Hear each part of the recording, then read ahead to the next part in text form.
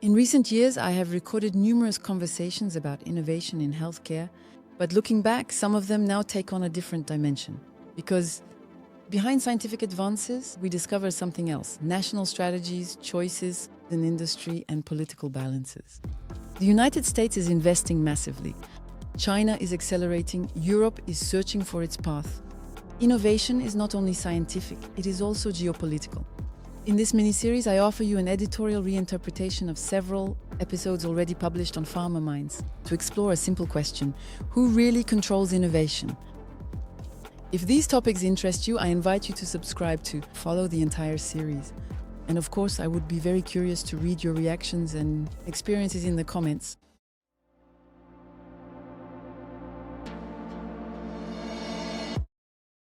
Europe versus the United States versus China. Who will lead genomic medicine?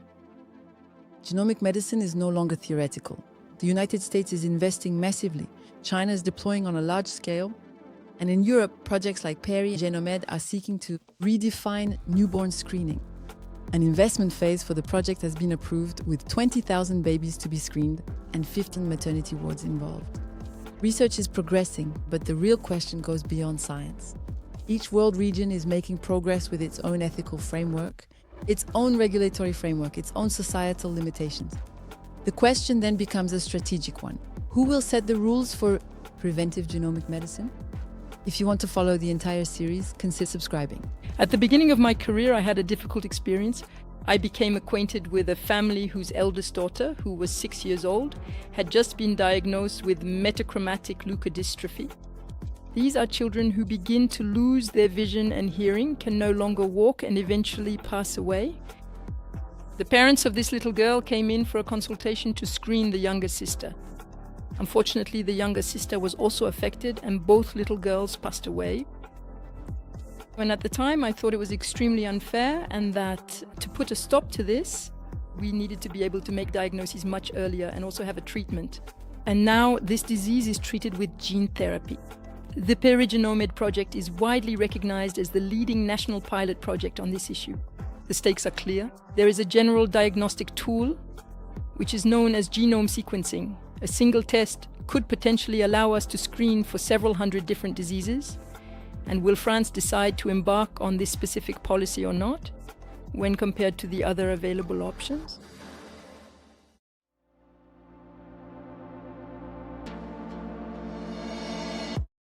Hello everyone, welcome to this new episode of Pharma Minds. This episode was produced with the support of Kiowa Kirin.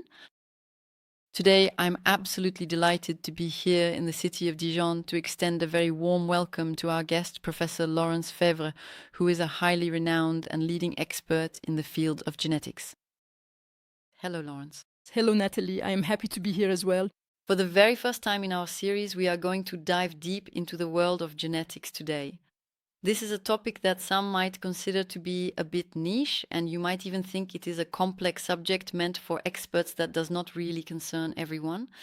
But the real reason I am standing here today is to tell you that, in fact, we are at a pivotal moment right now, because we are currently talking about the field of advanced genomics as it is applied to proactive preventive medicine. We are talking about medicine that is no longer solely about curing, but about taking care of a disease, almost before it emerges, before it even manifests. And it's this specific subject matter that I find truly fascinating today. What's particularly fascinating is to approach it from the unique angle of genomics, which raises a wide range of significant and complex questions: technological, ethical, and profound economic considerations. So I'm delighted to be able to have this conversation today. One project that is particularly emblematic and that you are currently working on today is the PERIGENOMED project. This is a highly significant and major initiative of truly national scope and very great importance. Let's get started. We can begin our discussion with this PERIGENOMED project, which is essentially defined as an innovative newborn screening project. I'll let you tell me about it. Yes, so newborn screening is something that has existed for a very long time, since it was implemented in France in 1972 around a disease called phenylketonuria, which is a rare disease, not very well known because it no longer exists in France, ultimately. This condition caused what is known as a metabolic disorder, resulting from a significant deficiency of a critical enzyme that ultimately led to a very severe intellectual disability. And it was shown quite early on that if a special diet was given from birth to children who had this disease, the disease would not develop. So the process of newborn screening for newborns was launched in many countries, in all countries that had the capacity to implement it. And over time, several other diseases were added, with the number of diseases differing significantly depending on the specific country. In France, currently, we screen for a total of 13 different genetic diseases, plus hearing loss. And this year, 3 additional new groups of diseases are going to be added to the program. And so the challenge is maybe there are, from memory, 5,000 diseases that are genetic? Yes, we are talking about several hundred conditions. And the primary challenge we face is indeed to demonstrate that by utilizing a general purpose tool, which is genome sequencing, a single comprehensive test could allow us to screen for several hundred genetic diseases. Currently, we have a list of diseases that are considered treatable. There are a little over 400, and others that are considered actionable, of which there are also a little over 400, and these will be optional. The main idea here is to be able to keep up with the comprehensive list, which is gradually and consistently increasing, of diseases that are treatable or manageable, which can improve the quality of life for children, so that we can screen for them earlier. Because the primary objective is to prevent the possibility of the disease becoming apparent and being treated far too late. Exactly. It's about acting as early as possible. For instance, the example I gave you earlier about phenylketonuria that could be detected by other means, not genetic but biochemical methods. And now we have one truly emblematic example, is spinal muscular atrophy in infants, which can only be detected through genetics. This is a disease that was previously thought to be completely untreatable, but it is now treated by a completely revolutionary gene therapy. And it was clearly demonstrated that if this gene therapy was administered immediately after birth, the children no longer developed the symptoms of the disease, which would otherwise inevitably lead to death within the first year of life. And so from there, the idea was that these kinds of examples would become more and more common, and that it was of the utmost importance to anticipate this and develop a reliable methodology to detect these diseases at the earliest possible stage, because once the symptoms have started, they frequently become completely irreversible. Okay. So in fact, we realize that these are public health issues because it's about preventing vulnerable children, families, and individuals from having to live in such difficult conditions with the disease. Yes, we still have to realize that it won't always be the case that we'll have exceptional situations like phenylketonuria or infantile spinal muscular atrophy, where we will be able to stop the disease. There will be cases where we won't be able to completely prevent the onset of the disease, but in any case, we can significantly reduce the damage the disease can cause. Okay. Can we have some numbers? How many patients does this concern in the end in France? The numerical data provided in the lists of pathologies that we currently want to screen for are not yet known, because we have a partnership with the National Data Bank, rare diseases, precisely to try to identify them. As an order of magnitude, we estimate that approximately 2% of the newborns who undergo screening will be affected by one of these medical pathologies. We have this data based on international projects that have already started. There are approximately 20 different international projects currently being developed around the world, all of which we are monitoring and following very closely at this very moment. So out of these 20, not all have started yet, but some have, particularly in China, the United States, and Australia. And in these projects, indeed, we can see that this screening, now we're not dealing with exactly the same number of diseases being screened, but we're somewhere between 2 and 3%, depending on the total number of pathologies screened, would be detected with this expansion of newborn screening. I'd like to take a brief moment right now to explain this in more general terms so everyone watching can fully understand what it means. Does this mean these tests could be made available to every single person, or is it based on family history, on the parents? How should we comprehend and evaluate these newborn tests? So these newborn tests are really offered to all newborns. Current newborn screening is offered to all newborns in this pilot phase. It will depend on the hospitals that participate. So for phase 1, we're talking about 5 university hospitals in France: Dijon, Besançon, Rennes, Nantes, and Angers. And then afterwards, the idea is to have an expansion phase at the regional level. And then eventually, depending on the results, to be able to roll it out across all of France, integrated into the standard newborn screening. All right. So that means these could be genetic anomalies that aren't necessarily hereditary, that can occur spontaneously. It's not necessarily related to what we're talking about. So regarding genetic tests nowadays, we have specialized genetic centers, like the place where I work. We receive and consult with people every day who either have genetic diseases or have a family history of genetic diseases. So offering genetic tests in these specific situations is something that has existed routinely since the very beginning. So it's an important and well-organized access. When there is something, yes, exactly. That is precisely the point. So up until now, when we first started this discussion, we were talking about whether genetics was merely a niche interest. For quite some time indeed, genetics was almost exclusively linked to the study of rare diseases. Many people felt that it didn't concern them personally, even though in the end, genetic diseases can occur in virtually any individual at any time. Many medical conditions arise without any prior family history. And what is truly changing right now, indeed, is that with the arrival of modern genomics, specifically through completely revolutionary high-throughput sequencing technologies, which allow us to sequence our entire human genome, we are significantly broadening the overall scope of genetics and genomics much further than ever before, since we are now going to use these advanced tests, including, for example, to specifically tailor treatments in the field of cancer. And indeed, given the incredible capabilities of these new technologies, we are now seriously considering actually adapting them for the purpose of disease prevention.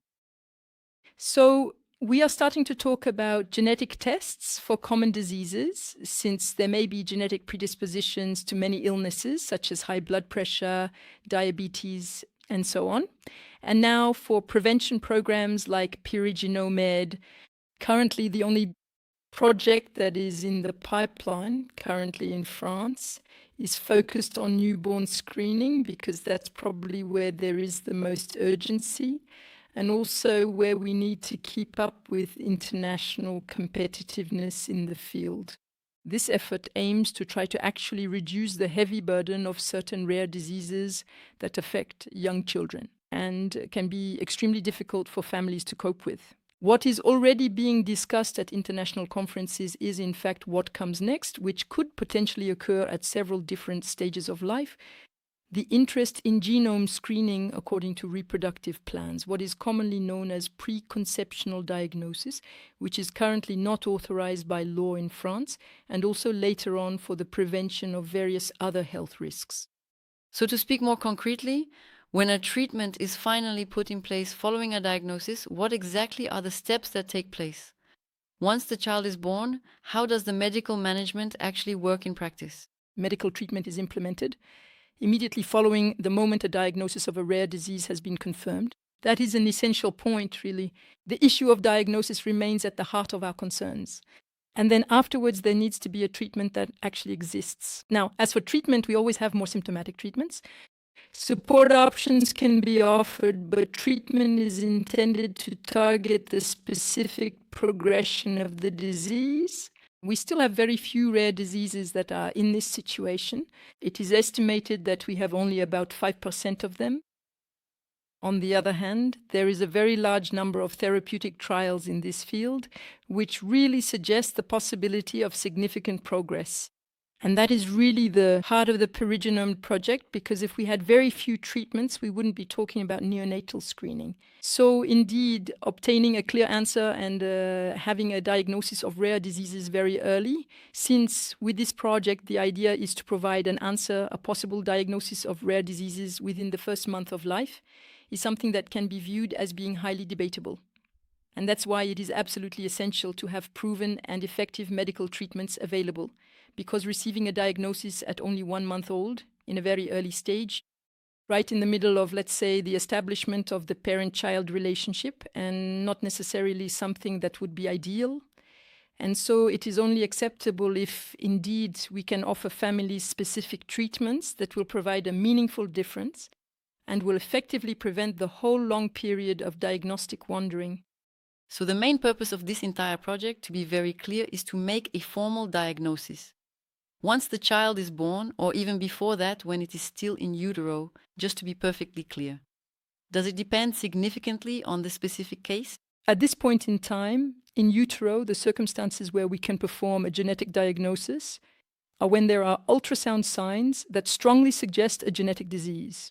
In this particular case, we also have, as a standard part of routine medical care, access to genetic analyses, including sequencing all of our individual genes, to try to reach a definitive diagnosis during pregnancy, so that the parents can make a choice. If it turns out to be a particularly serious condition, so if tests are done during pregnancy, if there is an ultrasound warning sign, parents may have the choice to continue or not with the pregnancy.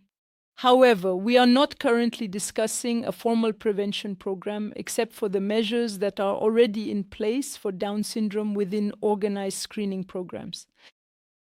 We're not talking about genome sequencing for all pregnancies. Okay.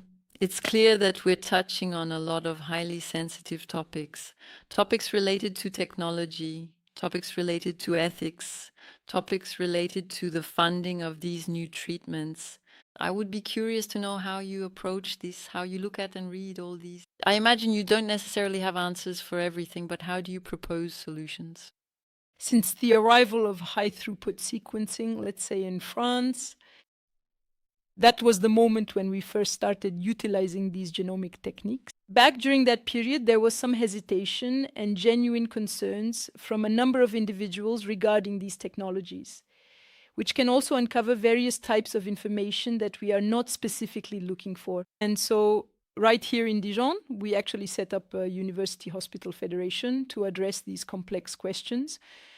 It was our colleagues who raised the truly ethical, organizational, and economic questions, which made it possible to bring together many other disciplines.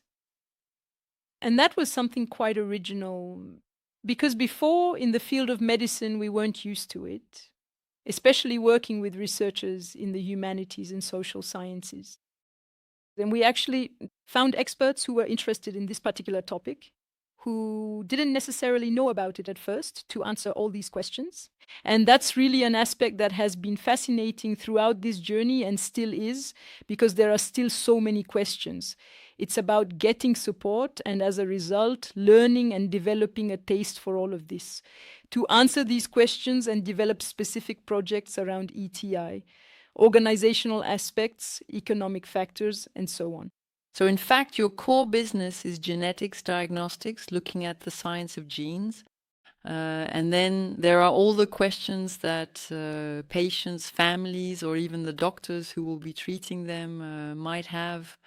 Exactly. And our society, our various supervisory bodies and so on. So, because it is certainly true that in the aftermath, it raises real questions about knowing what we need to implement in routine care, how, at what cost, and what important choices to make. And how do you start to answer these questions? What are the guidelines you're following right now? So from an ethical standpoint, if we're talking about genomics in general, it's very much about the issue of what we call incidental findings. So everything we can learn, everything we might stumble upon, let's say, when sequencing the genome for example, diagnosing rare diseases, and which could provide information about genetic predisposition to cancer, to cardiac arrhythmias, and which was not the question the individuals were seeking answers to. And it's true that this is something that is a huge debate in France, which is not necessarily shared everywhere internationally. In the United States, for example, it's considered an opportunity because it allows for prevention. And in France, there is a significant and growing social movement that believes we are indeed providing information that people did not necessarily wish to receive in the first place. Even if there is formal consent, the idea is that by asking them the question, they might feel they do not truly possess the genuine freedom or choice to say no, even though in reality, the vast majority of French citizens and residents, whether living in France or elsewhere, do ultimately consent to receiving this information. So this is truly the primary debate in routine care. And then regarding newborn screening, which we touched on just a little bit earlier, it's really about we are looking to see whether those families who have already received a result will be satisfied to have gotten an earlier result than they expected, because it's difficult to understand for the consent phase for individuals. It's complicated, as we can see, to understand all these aspects. So we know that the way people choose to respond to different situations is not always necessarily measured, which essentially means that people won't necessarily realize The consequences. of the potential consequences. There are so many diseases that we can't explain them all, and in some cases they might even think that they would have preferred to receive a diagnosis later. So that's an important point. And then there's another point, a bit related, which is that while these technologies are precise, we still can't interpret everything perfectly. And there's a small risk that we might raise an unnecessary alarm. This already happens in standard neonatal screening, that we might alert people about a potential rare disease that ultimately won't be confirmed later. So as a result, these are debates, ongoing discussions, right? Yes, and that's what we need to demonstrate with the pilots. So it's in the pilot projects that we've been able to launch within our University Hospital Federation that will address this. We have questions, we have a very solid rationale, several serious concerns have been raised, technical questions as well, and broader economic questions. We're going to implement a pilot project to address them. And so I guess technology too has a role to play in being more precise or help to better answer these questions. Yes. So on that point, the international community plays a big role. What we will learn from interpreting variants is a huge challenge, that's for sure. Artificial intelligence also comes into play. And everyone needs to contribute so that our understanding of pathological and non-pathological variants increases, because we each have, in the coding regions of our genes, about 20,000 differences from one another. If we even consider the genome and the non-coding regions, there are actually significantly more than that. We estimate there are approximately 3 billion base pairs.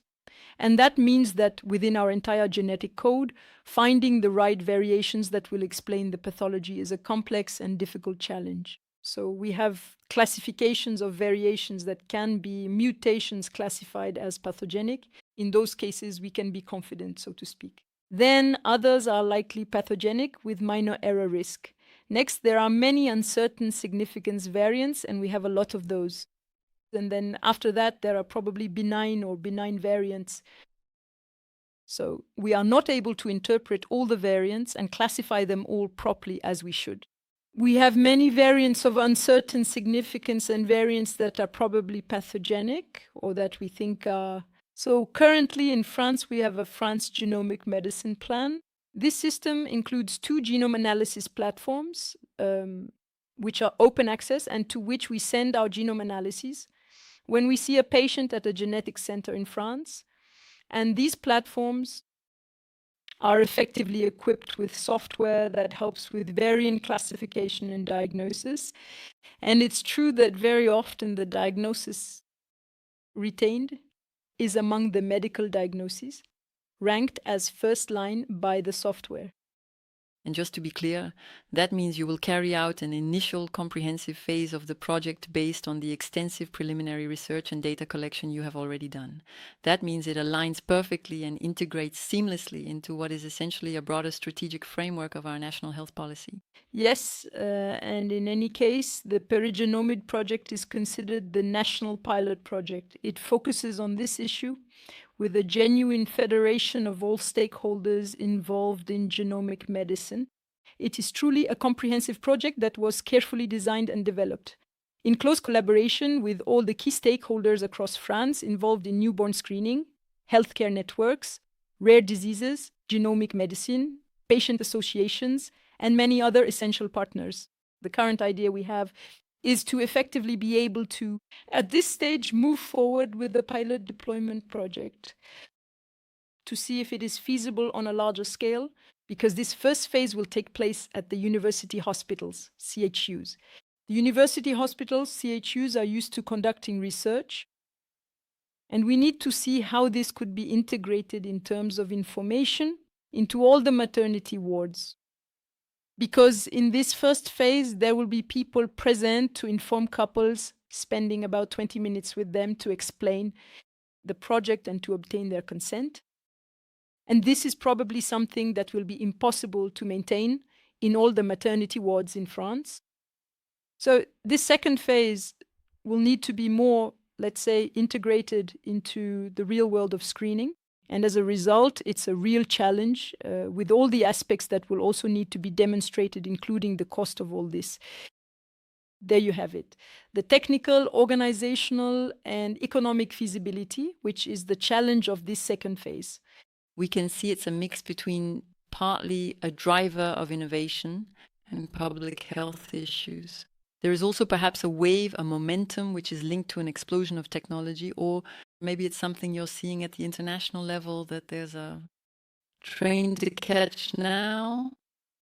Yes, that is exactly it. So this train to catch, we've actually been feeling it for quite some time now around newborn screening within our Federation University Hospital. In 2019, we started to talk about it.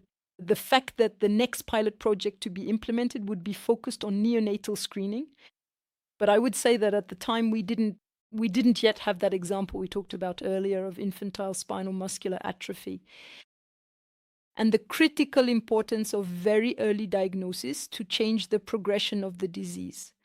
And that's why at that time it wasn't really feasible to set up a pilot project. And so we did the opposite of what we usually do. We started by setting up a humanities and social sciences project to study the acceptability among professionals and the general population, especially couples of childbearing age or those who had just had a child, to see what their expectations were. And the acceptability was good, very good. We're at approximately 80 to 86% between professionals and couples. And at the same time, there were indeed notable advances at the international level where we saw pilot projects being set up. And in parallel, as a result of this acceptability project called SEDEN, we thought that it was indeed the right moment. Well, I would really like to take a moment to do a very quick and thorough review of your work as a researcher. What would you like to say after all the lessons you've seen, and for young researchers who want to follow in your footsteps? Well, I think first of all, you have to keep following your convictions. I think that when you are convinced, you know how to convince others. Another key point is to be surrounded by a strong, capable team that truly supports you. You can't do anything alone. Having a fully committed and reliable team, having a team that can respond quickly to our needs, because obviously we're not specialists or experts in every aspect. So you really need people who can cover a wide range of different areas effectively. And then you also need to know how to identify the necessary funding, because if you don't have the funding to see things through, you will eventually find yourself blocked at some point. So I definitely think those are the main key points. If I may ask, have you ever thought that it might actually be easier for me to go work in the United States as a researcher there? The thing is, before being a researcher, I consider myself above all a clinical physician. And being a clinical physician in the United States isn't easy because there is no equivalency. So you can do it in other parts of Europe, but not in the United States. So you can be a researcher in the United States, but you can't just do consultations. Then in the United States, there are obviously advantages and disadvantages as well. Furthermore, we maintain a steadfast commitment to a policy of excellence, which is a heavy burden to bear. Even if we set a policy of excellence for ourselves, it's not imposed by others. And having a policy of excellence imposed on you is complicated. We've had researchers sometimes who were at top universities and who weren't kept on at some point because they had a slight dip in their performance at some point in their lives. In France, we can live with that in our institutions. And in the United States, that's something that's not possible. So you have to weigh the pros and cons. Did you ever ask yourself that question at some point? Well, I would say yes and no. It's hard to explain. It's quite a complex subject, let's say. Yes, it's a complex subject. Especially in a field like this, in genetics, a lot more things happen. Or in other countries. Obviously, you looked at things differently. We were really lucky within our institution, really. That is to say, from the very beginning, we have been strongly supported in our genomics projects. Rare diseases have been a recognized research focus from the start within our institution. And that's something to take into account. That is, we can also clearly see what is happening elsewhere.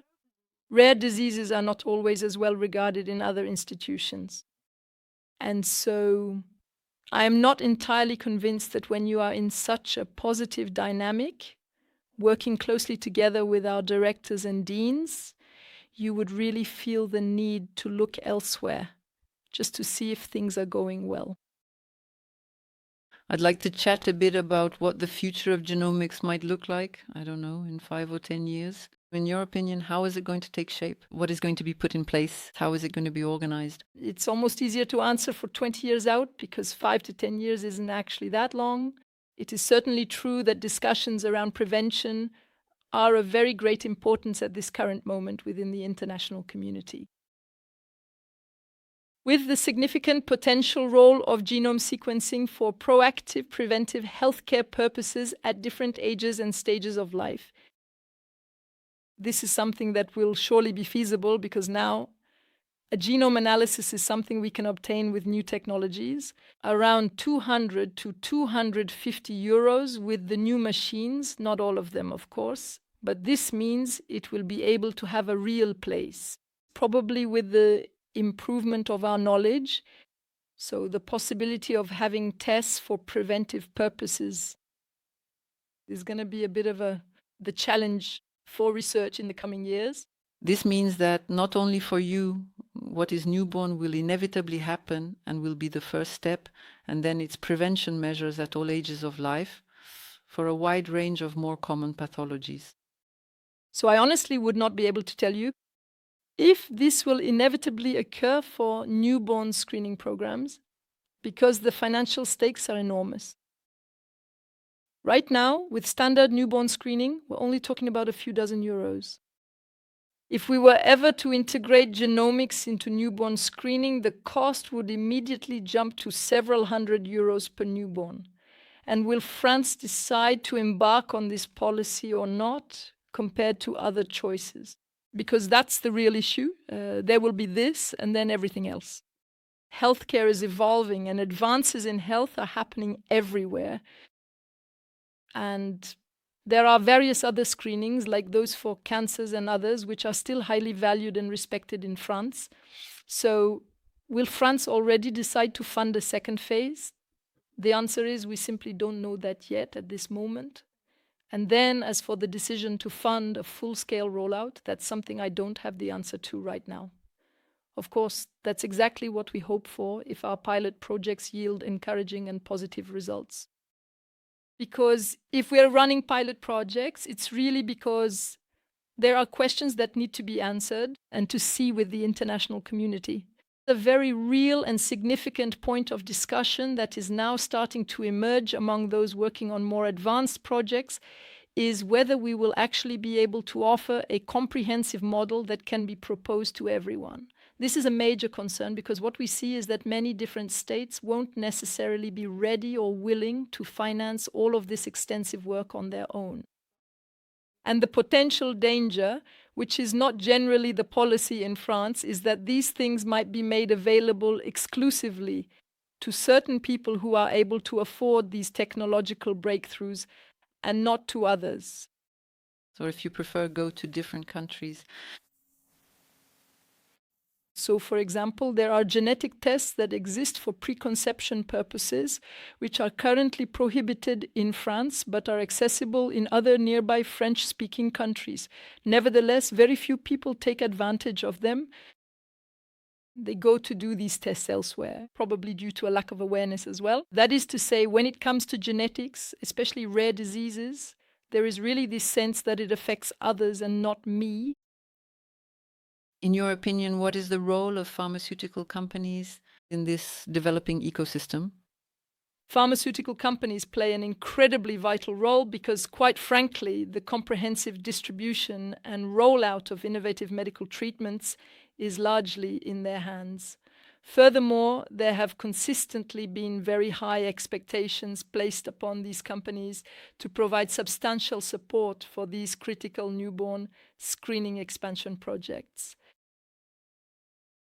But for now, they are not the ones who have decided to primarily fund these projects. However, they are more than welcome to help with co-financing as much as they possibly can. Because I truly believe that we all stand to benefit immensely from seeing these projects reach their successful fruition. Okay, for you, actually, if I understand correctly, this is a first step towards gaining a much deeper understanding of the things regarding these significant large-scale developments in genomic prevention? To be able to administer it to people who have very few symptoms or perhaps none at all, so that symptoms don't develop. And that's where I think pharmaceutical companies should truly be a vital and core part of this medical journey. Because through newborn screening, we will be able to demonstrate that these treatments, when they are given as early as possible, are the most effective and beneficial for patients. Of course, we're often dealing with diseases that are very rare, which means that our pilot project, in phase 2, we're talking about roughly 20,000 newborns. And when we're dealing with a condition that affects one newborn out of 200,000, the natural reaction is indeed that the probability is you won't detect any cases of my condition.